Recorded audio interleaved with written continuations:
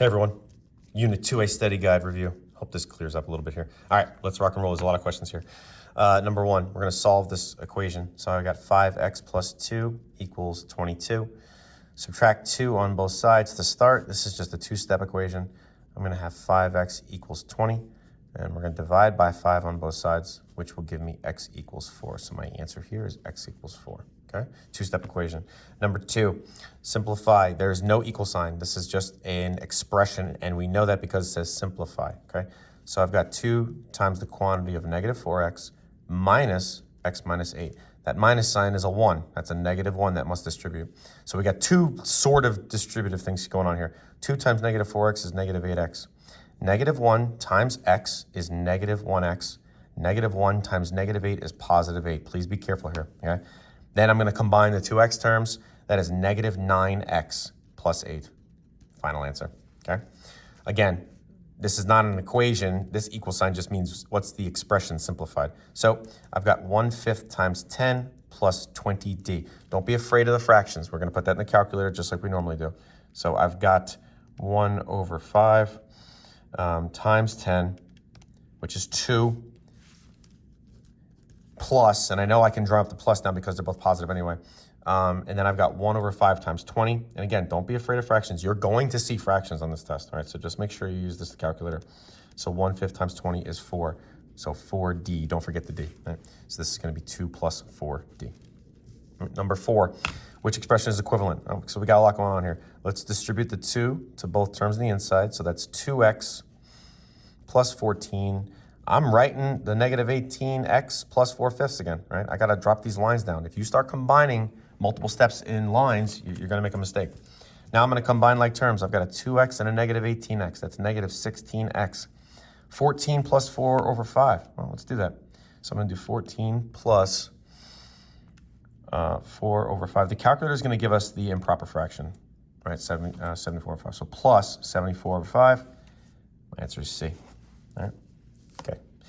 Number 5, complete the following expression. Okay, so again, it's not really an equal sign, it's just an expression. 3 times 5g minus 7 minus 8. So I'm going to distribute the 3 to both terms.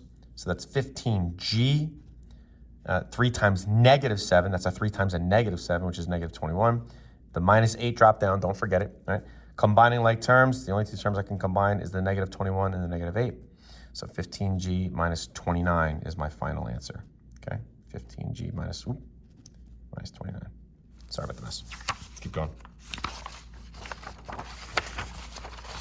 Okay. All right. Sabrina has 8 boxes of crayons with 10 crayons in each box. Okay, she has 8 boxes, and it's 10 crayons per. She uses 12. So 12 gone. How many crayons does she have left? Okay, well, if she had 8 boxes and 10 crayons per box, 8 times 10 is 80. She used 12, so she subtracted 12. There are 68 crayons left, right?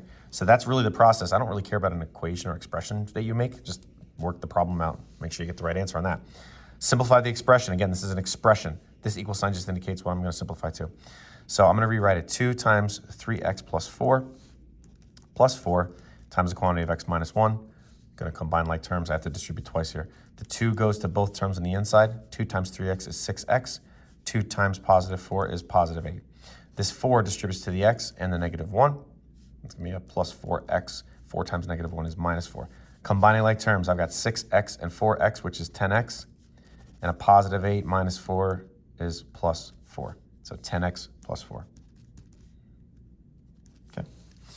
Number 8, distribute. Okay, well, I'm not going to rewrite it because it's kind of small. The 7 is going to distribute to both terms. That is 70s minus 70. Cannot combine like terms. There are no like terms. So there we go. Number 9, simplify the expression and combine like terms. Okay, we've seen this a lot. So again, I'm going to kind of do this here just to save some time. 4 distributes, 2 distributes. 4 times x is 4x. 4 times negative 2 is negative 8. 2, that's positive 2, times x is plus 2x. And positive 2 times positive 1 is plus 2. Combining like terms, that's a 4x and a 2x, that's 6x. Negative 8 plus 2 is negative 6. So 6x minus 6. And I'm going fast. Yeah. Okay, I have an equation now. So I'm going to rewrite this over here because this one's a little weird. Okay. That 8 has to stay. I can't do anything with it. We are distributing, guys, a -2. We have to distribute that negative sign. So we are distributing a -2 to both terms. The 8 drops down. -2 times 3x is -6x. -2 times +8 is -16 equals 10. Combine like terms before you move, right? So I've got an 8 minus 16. That's 8 minus 16. That's -8 minus 6x. I did nothing with the -6x equals 10. Only step here is I've got to add 8 to both sides. I can't move the -6x. So then I have -6x equals 18. We are dividing by -6 on both sides, and x equals -3. Okay.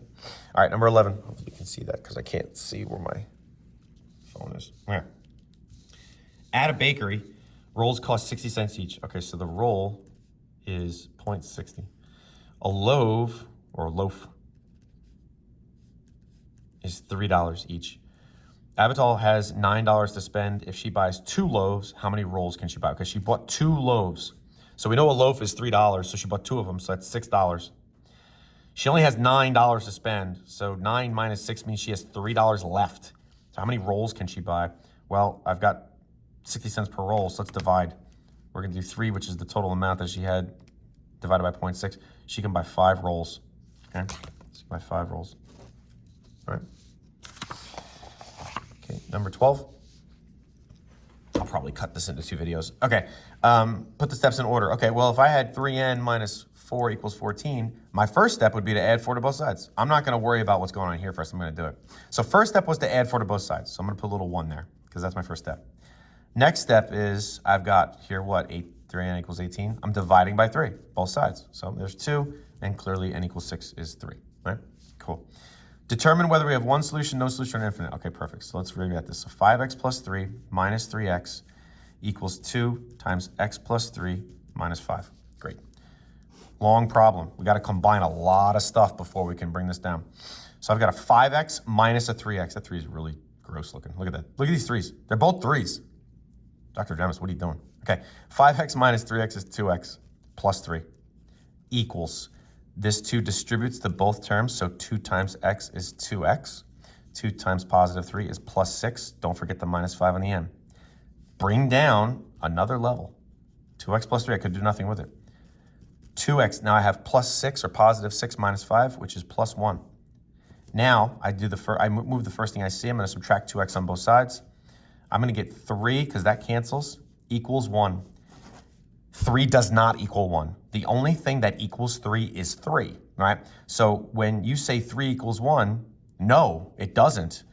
And then just follow it up with no solution. No solution. There is no solution. There is nothing here that works. So the answer is no solution, okay? Determine whether, okay, so same problem. Let's do another one, right? So this is 2 times x plus 10 minus 17 equals 5 plus 2x minus 2. Again, we got a lot to simplify before we go any further. So I'm going to distribute the 2 to both terms on the inside. So this is 2x plus 20 minus 17. I did nothing to the right-hand side. You might be saying to yourself, Dr. Dramis, how come I can't combine stuff on this side with distributive and then this side with just putting this 5 and -2 together to make a 3? You certainly can do that. Please try not to. Bring things down so if you make a mistake later down the line, it is very easily accessible to see, oh, wait, on this line, I did this. If you start combining stuff, you're not going to know when you did what, right?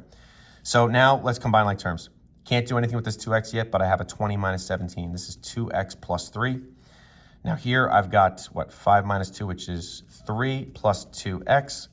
Okay, subtracting 2x on both sides. I've got 3 equals 3.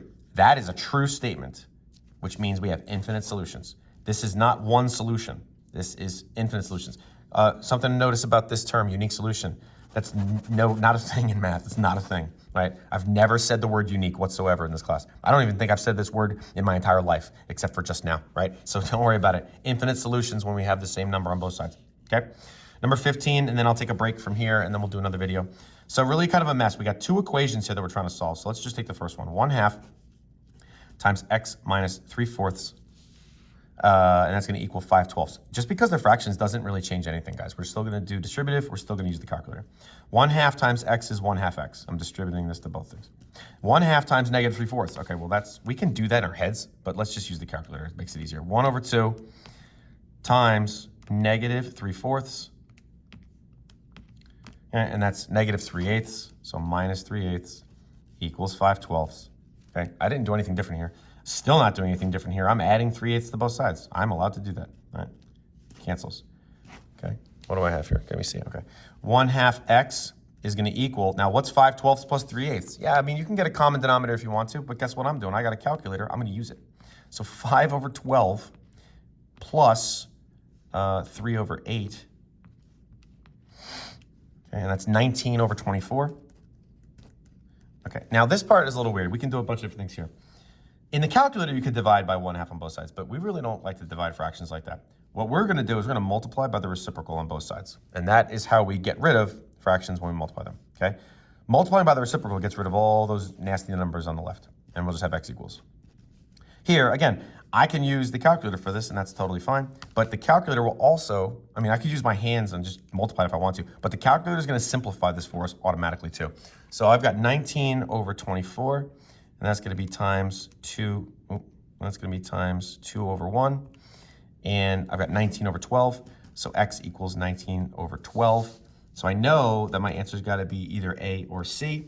And I'm going to stop the video for now, and I'm going to come back and finish that problem in a few minutes. See you in a bit.